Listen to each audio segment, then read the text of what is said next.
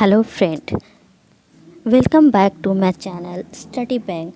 आज की क्लास में हम पढ़ेंगे 1781 का संशोधन अधिनियम। इंग्लिश में इसे अमेंडिंग एक्ट ऑफ 1781 बोलते हैं, जो हमारे यूट्यूब वीडियो का पार्ट 3 होगा।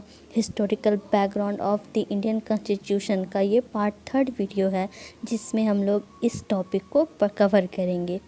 तो सबसे पहले हम लोग जानते हैं इस टॉपिक के बारे में कि इसे 1781 का संशोधन अधिनियम, इसे हमें एक और नाम से जाना जाता है। इसके एक और नाम क्या है? तो इसे हम लोग बंदोबस्त कानून के नाम से भी जानते हैं। और ये बंदोबस्त कानून को हम लोग इंग्लिश में एक्ट ऑफ सेटलमेंट बोलते हैं।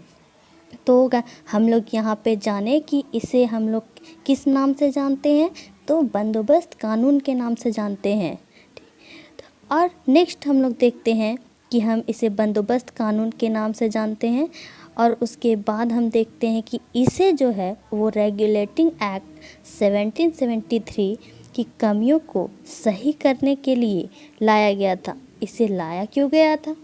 तो इसे जब ब्रिटिशों ने रेगुलेटिंग एक्ट पास किया 1773 में, ब्रिटिशों के संसद के द्वारा जब इसे पास किया गया, तो ये अच्छी तरह से काम नहीं आया और ये सही साबित नहीं हुआ, इसके रिज़ल्ट सही नहीं हुए और ये फेल कर गया।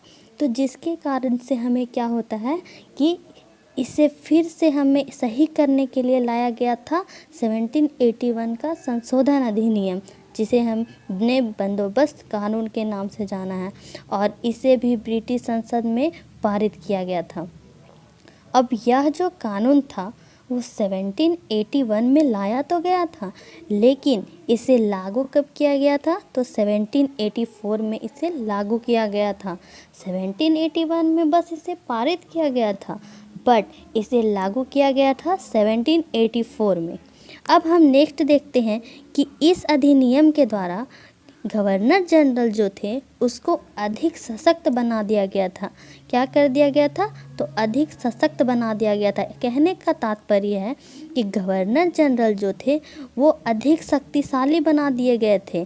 गवर्नर जनरल को क्या बना दिया गया था? अधिक शक्तिशाली बना दिया गया था इसमें, क्योंकि सारी शक्तियाँ जो थी वो गवर्नर जनरल के पास दे दी गई थी। क्योंकि जो पहले गवर्नर जनरल के पास शक्तियाँ नहीं दी गई थी, वो भी शक्तियाँ गवर्नर जनरल को दे दी गई थी। इसलिए यह बोला गया है कि गवर्नर जनरल जो थे उसे अधिक सशक्त बना दिया गया था। अब हम लोग देखते हैं कि आखिर गवर्नर जनरल को सशक्त कैसे बना दिया गया, हम कैसे ये बोल सकते हैं? तो इसमें इसकी विशेषताओं को जब हम समझेंगे तो हमें यह भी बात समझ में आएगी कि इसे जो है वो सशक्त कैसे बना दिया गया था। तो सबसे फर्स्ट हम देखते हैं कि इसमें क्या हुआ कि गवर्नर जनरल जो थे और काउंसिल जो थी वहाँ की, उसको सर्वोच्च न्यायालय के क्षेत्राधिकार से मुक्त कर दिया गया था। कहने का तात्पर्य है कि इसे क्या किया गया था? गवर्नर जनरल और काउंसिल को सर्वोच्च न्यायालय के क्षेत्राधिकार से मुक्त कर दिया गया था। मतलब कि पहले वाले एक्ट में ये दोनों सर्वोच्च न्यायालय के अंदर रखे गए थे। जैसा कि हमने पहले पढ़ा कि सबसे पहले क्या हुआ था, कलकत्ता में सर्वोच्च न्यायालय बनाया गया था, तो उसके अंतर्गत आते थे ये गवर्नर जनरल और काउंसिल। लेकिन फिर बाद में जब ये एक्ट लाया गया तो इसमें क्या किया गया, इन सर्वोच्च न्यायालय की शक्तियों को कम कर दिया गया और इनके अंदर जो थे गवर्नर जनरल और काउंसिल, उनको इनसे मुक्त कर दिया गया। साथ ही क्या हुआ कि कंपनी के जो सेवक थे उनके कार्य करने का जो दौरान कामों के लिए सर्वोच्च न्यायालय के क्षेत्राधिकार से मुक्त कर दिया गया। यानी कि कंपनी के जो सेवक थे वो उनके कार्य करने के दौरान जो भी काम करते थे उस काम को भी सर्वोच्च न्यायालय के क्षेत्राधिकार से मुक्त कर दिया गया। अब हम लोग देखते हैं कि इसमें राजस्व संबंधी जो है वो मामले जो थे, और जैसे कि इनकी वसूली करना, राजस्व की वसूली करना, इसे भी मुक्त कर दिया गया था। राजस्व की वसूली को भी इसके अंतर्गत नहीं रखा गया था। थर्ड इसकी विशेषता क्या थी कि इसमें कलकत्ता के निवासियों को सुप्रीम कोर्ट के अंतर्गत रखा गया था। यानी कि इसमें कलकत्ता के निवासियों को सर्वोच्च न्यायालय के अंतर्गत कर दिया गया था।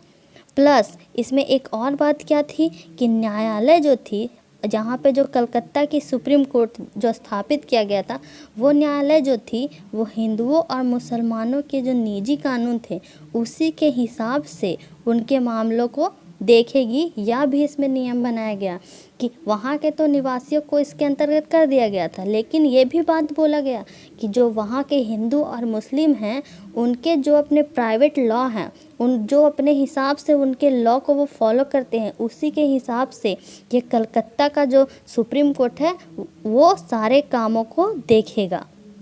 नेक्स्ट हम लोग देखते हैं कि इसकी विशेषता क्या थी। तो ये 4th नंबर क्या था कि या भी इसमें तय किया गया कि अब जितने भी प्रांतीय न्यायालय की अपील होगी, यानी कि अलग अलग उस टाइम पे प्रांत थे, तो जितने भी प्रांतीय न्यायालय होंगे उनकी जो अपील होगी, अपने अलग अलग न्यायालय जो थे प्रांत लेवल पे, उनकी जो अपील होगी वह गवर्नर जनरल इन काउंसिल में दायर की जाएगी। अब वो लोग डायरेक्ट सुप्रीम कोर्ट में नहीं जाएंगे, वो लोग कहाँ जाएंगे तो गवर्नर जनरल इन काउंसिल में जाएंगे। अब हम लोग देखते हैं 5th विशेषता क्या थी। तो 5th विशेषता में क्या थी कि प्रांतीय न्यायालय जो थे और काउंसिल, उसके नियम विनियम बनाने का कार्य जो था वो गवर्नर जनरल को दे दिया गया था। गवर्नर जनरल इन काउंसिल के द्वारा किया जाने लगा था। नेक्स्ट हम लोग क्या है, इसकी विशेषताओं को तो देख लिए, इसकी मेन विशेषताएं 5 थी जो मैं इसमें बताई हूँ। अब हम लोग क्या करते हैं, नेक्स्ट हम लोग टॉपिक देखते हैं Pitt's India act 1784। Pitt's India act जो था वो इसके बाद पिट्स इंडिया एक्ट एक बहुत ही इम्पॉर्टेंट एक्ट है जो ब्रिटिशों के द्वारा लाया गया था। तो ये क्यों लाया गया, अब इसकी आवश्यकता क्यों पड़ी, तो सबसे पहले तो बताया गया कि रेगुलेटिंग एक्ट 1773 थी उसकी कमी को दूर करने के लिए 1781 का संशोधन अधिनियम लाया गया। और 1781 के जो भी अधिनियम थे उसमें कुछ कमी थी, जिसके वजह से इसके बाद एक एक्ट और आया जिसे पिट्स इंडिया एक्ट के नाम से हम लोग जानते हैं। पिट्स इंडिया एक्ट के नाम से जो 1784 में अस्तित्व में आया था। ठीक है, 1784 में अस्तित्व में आया था। अब हम लोग देखते हैं कि यह एक्ट जो था वो ब्रिटिश सरकार द्वारा कंपनी के प्रशासन को, ब्रिटिश सरकार के द्वारा कंपनी के जो भी प्रशासन थे यह एक्ट जो था वो ब्रिटिश सरकार द्वारा कंपनी के प्रशासन जो था उसको ब्रिटिश सरकार के नियंत्रण में लाने के लिए संसद द्वारा पेश किया गया था। ये जो पिट्स इंडिया एक्ट जो था वो क्यों आया था, तो पिट्स इंडिया एक्ट जो 1784 था वो ब्रिटिश सरकार इसलिए लाई कि कंपनी का जो भी प्रशासन से रिलेटेड काम है, जो भी प्रशासन से रिलेटेड वर्क वो कर रहे हैं, वो सारा ब्रिटिश सरकार के अंतर्गत लाने के लिए, यानी ब्रिटिश सरकार द्वारा अब सारे कामों को कंट्रोल करने के लिए ये पिट्स इंडिया एक्ट को ब्रिटिश संसद में पेश किया गया था। या रेगुलेटिंग एक्ट जो था 1773 उसी के फेल होने के कारण ये भी लाया गया था, ताकि अच्छे से कंपनी की जो भी काम है, अच्छे से जो भी कंपनी के द्वारा गतिविधि है उसको नियंत्रित किया जा सके ब्रिटिश सरकार के द्वारा। क्योंकि इन लोगों के द्वारा अच्छे से सारे चीज़ को रेगुलेट नहीं किया जा रहा होगा, जिसके कारण से इसकी ज़रूरत पड़ी।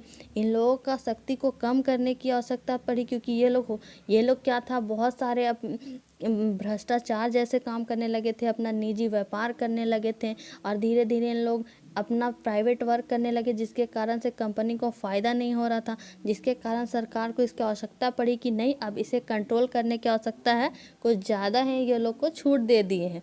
तो इसी की वजह से हुआ होगा कि सरकार को मन किया होगा कि यह लाया जाना ज़रूरी है, जिसके कारण से ये पिट्स इंडिया एक्ट को लाया गया। यह ब्रिटिश संसद द्वारा नियंत्रण बोर्ड स्थापित करने का दूसरा महत्वपूर्ण कदम था। ये जो था वो ब्रिटिश संसद जो थी वो नियंत्रण बोर्ड एक स्थापित करने के लिए अपना दूसरा स्टेप कह सकते हैं हम लोग कि दूसरा कदम अपना आगे बढ़ाई थी, जिसके द्वारा एक नियंत्रण बोर्ड स्थापित किया जाएगा, जिसके अंतर्गत कंपनी को नियंत्रित किया जाएगा। अब हम लोग देखते हैं कि और इसके बारे में कुछ बातें जानते हैं कि एक बोर्ड जिसे स्थापित किया गया। अब हमने इसके पहले क्या बोला कि एक नियंत्रण बोर्ड को स्थापित करने के लिए ये महत्वपूर्ण कदम उठाया गया था। तो अब एक बोर्ड का गठन हो गया, नियंत्रण बोर्ड का गठन कर दिया गया, एक बोर्ड जो था वो स्थापित कर दी गई। अब उस बोर्ड में कुछ मेंबर होंगे जिसके द्वारा यह रेगुलेट किया जाएगा। तो इस बोर्ड में यह बोर्ड तो स्थापित कर दी गई और इस बोर्ड में कुल जो थे वो 6 मेंबर थे। कुल कितने मेंबर थे? तो 6 मेंबर थे, जिसमें से 2 जो थे, 2 मेंबर ब्रिटिश मंत्रिमंडल के थे, 2 जो थे वो ब्रिटिश मंत्रिमंडल के थे और 4 जो थे सदस्य वो प्रिवी काउंसिल के थे। तो टोटल मिला के 6 सदस्य इसमें थे। इस बोर्ड के पास अनेक शक्तियाँ थी और ये बोर्ड जो था इसको किस नाम से जाना जाता था? एक बोर्ड ऑफ कंट्रोल, इंग्लिश में हम इसे बोर्ड ऑफ कंट्रोल बोलते हैं। तो इनके पास बहुत सारी शक्तियाँ थी कंपनी से रिलेटेड, जैसे कि नागरिक शक्ति, सैन्य शक्ति, राजस्व संबंधित मामले, जितनी भी ये मामले थे ये सारा जो था वो सरकार द्वारा नियंत्रित किया जाता था। और सरकार द्वारा नियंत्रित किया जाता था तो उन्हीं के द्वारा ये बोर्ड बनाया गया था। तो इनके पास भी ये सारी शक्तियाँ दी गई थी ताकि ये कंपनी को अच्छी तरह से कंट्रोल कर सके। अब हम देखते हैं कि इस एक्ट की क्या विशेषताएं थी। अब इस सभी की कुछ ना कुछ विशेषताएं थी, हम लोग शुरू से देखते आते। इस एक्ट में भी कुछ विशेषताएं थी जिसे हम 1 बाय 1 देखेंगे। तो इस एक्ट की विशेषताओं को हम देखते हैं कि इसमें आखिर क्या विशेषताएं थी। तो सबसे फर्स्ट विशेषता क्या थी कि इसमें कंपनी के जो भी राजनीतिक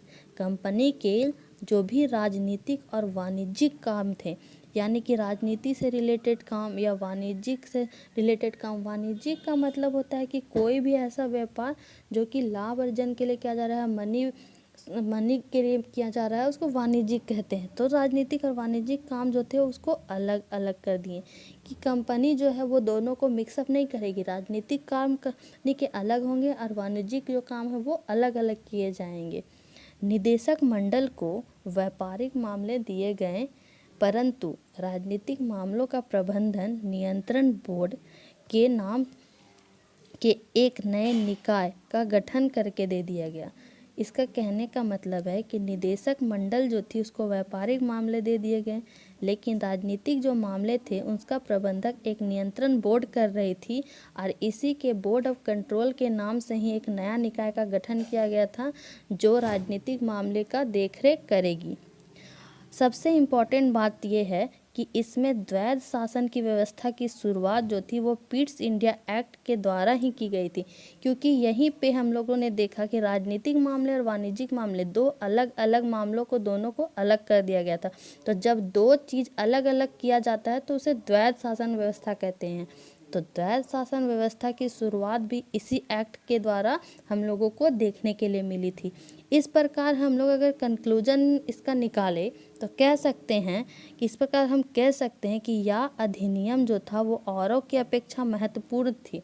जितनी भी अधिनियम अभी तक ये लाए थे उनमें से ये अधिक महत्वपूर्ण थी, जिसके पीछे 2 रीज़न है, यानी 2 कारण है। फर्स्ट कारण क्या है? तो फर्स्ट कारण हम लोग देखते हैं कि इसका फर्स्ट कारण आखिर क्या था।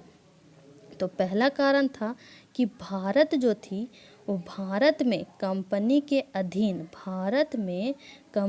अधीन क्षेत्र को पहली बार ब्रिटिश आधिपत्य का क्षेत्र कहा गया।